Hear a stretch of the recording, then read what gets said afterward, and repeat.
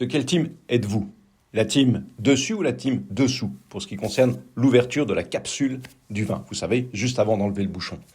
Bonjour à tous et bienvenue dans ce podcast quotidien de la quotidienne du vin qui va être relativement court, mais j'avais envie de parler de ce sujet parce que d'abord on me pose très très souvent la question, que les gens sont très souvent surpris à cause du matériel que l'on vend aujourd'hui, et puis parce que j'avoue, quand je vois ça dans un restaurant, ça a tendance un petit peu à je dirais pas jusqu'à m'agacer, mais à me décevoir parce que je me dis, il y a un défaut de connaissance, c'est dommage. Qu'est-ce qu'il va en être derrière pour la qualité du vin dans la maison? Alors, en réalité, je sais bien que maintenant, on a vendu ces petits, c'est un petit peu comme les coupes-cigares, ce petit appareil qui permet de cisailler juste au-dessus du goulot. C'est très pratique, c'est très rapide, et dans les restaurants, et particulièrement dans les brasseries où on nous demande d'être rapide et efficace, c'est pratique, voilà, justement.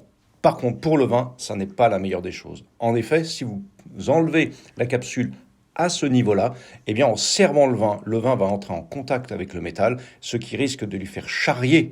Alors, pas des quantités astronomiques de fer, on est bien d'accord, mais en tout cas, il risque de créer une légère oxydation, ce qui peut gâter, altérer le vin, surtout s'il a un peu d'âge, s'il est un peu fragile. Donc, il vaut mieux enlever en dessous du goulot. C'est plus esthétique, c'est beaucoup plus fonctionnel, beaucoup plus pratique et beaucoup plus professionnel. Voilà, vous voyez, c'est simple, c'est rapide, il n'y avait pas grand-chose de plus à en dire, mais comme c'est une question qui revient souvent et que c'est une erreur qui est devenue très commune à cause de ces ventes de matériel, mais vous savez, on vend tellement de mauvais matériel pour le vin actuellement, soi-disant pour faire mieux, pour aller plus vite, pour des histoires de conservation. D'ailleurs, je vous renvoie à la vidéo pour les professionnels que j'avais fait sur les machines pour conserver le vin.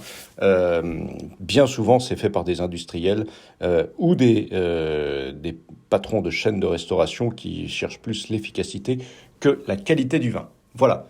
J'en ai terminé pour aujourd'hui sur ce petit podcast.